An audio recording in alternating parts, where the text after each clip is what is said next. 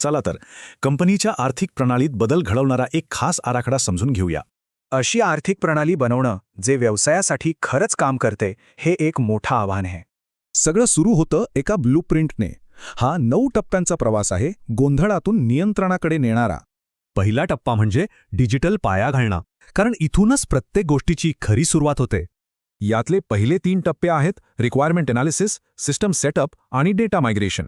सुरुवात होते व्यवसायाचा मॉडेल समजून घेण्याने. प्रोजेक्ट्स, कमाई, नियम हे सगळं महत्त्वाचं आहे. मग सिस्टम सेटअपमध्ये प्रोजेक्टचा नफा तपासण्यासाठी आणि अंतर्गत नियंत्रणासाठी खास गोष्टी तयार केल्या जातात. आणि मग येतो डेटा मायग्रेशनचा टप्पा. यात मागच्या सिस्टमशी ट्रायल बॅलन्स जुळणं खूप गरजेचं आहे.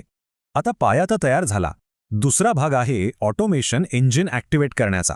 ऑटोमेशनमुळे बिलिंग जलद होतं, बँकेचं काम सोपं होतं आणि पेमेंट फॉलोअप्स कधीच चुकत नाहीत. पुढे प्रोसेस मॅपिंग केलं जातं, म्हणजे बिलिंग आणि खर्चासारख्या कामांसाठी एक पक्की पद्धत ठरवली जाते. बँक इंटिग्रेशनमुळे रोजच्या कॅश फ्लोवर लक्ष ठेवणं सोपं होतं आणि सगळी खाती ऑडिटसाठी तयार राहतात. आणि आता तिसरा भाग, the view from the top. इथं डेटाचं रूपांतर निर्णयांमध्ये होतं. यालाच CFO लेअर म्हणतात, जिथे प्रत्येक प्रोजेक्टचा नफा किती आहे हे एका नजरेत कळतं.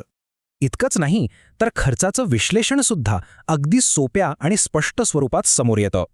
या सगळ्याचा परिणाम म्हणजे एक मॅनेजमेंट डॅशबोर्ड जो रिअल टाईममध्ये निर्णय घ्यायला मदत करतो. शेवटच्या टप्प्यात टीमला ट्रेनिंग दिली जाते, ज्यामुळे टीम स्वावलंबी बनते आणि सिस्टम उत्तम चालते. तर मग या आराखड्यातून काय साधलं जातं? हे फक्त सिस्टम सेटअप नाही, तर एक पूर्ण परिवर्तन आहे. यशस्वी होण्यासाठी प्रोजेक्टनुसार अकाउंटिंग, कॅश फ्लोवर नियंत्रण आणि अचूक GST गरजेचं आहे. म्हणून लक्षात ठेवण्यासारखी गोष्ट म्हणजे हे फक्त सॉफ्टवेअर सेटअप नाही, तर आर्थिक प्रणालीचं परिवर्तन आहे. त्यामुळे शेवटी एक प्रश्न उरतोच. आर्थिक प्रणाली हे फक्त एक साधन आहे की एक धोरण?